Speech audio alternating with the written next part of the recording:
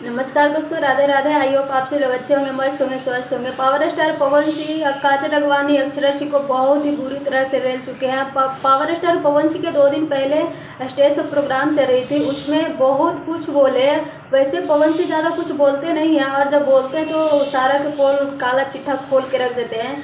पवन सिंह बोले कि जाके अक्षरा सिंह से नाम नहीं लिए, लेकिन डायरेक्ट अक्षरा सिंह के ही टारगेट किए, अक्षरा सिंह और काजल अगवानी को, कि जाकर उन दोनों से पूछिए कि उनको सिंगर कौन, किसने बनाया, किसने सिखाया उनको गाने के लिए, किसने अपना सॉन्ग उसको दे करके और आगे आगे खड़ा किया। मैं पीछे हो गया, उसे आगे खड़ा किया, ताकि उसके घर में भी, अगर पावर स्टार पवन सिंह उन दोनों को सपोर्ट नहीं करता, और वैसे और भी बहुत सारी ऐसी लड़कियां हैं जिनका अगर पवन सिंह सपोर्ट नहीं करता तो शायद आज उसके घर में 2 वक्त की रोटी भी नहीं चलता, और आज अपने आप को बहुत ही ज़्यादा बड़ा स्टार समझती है।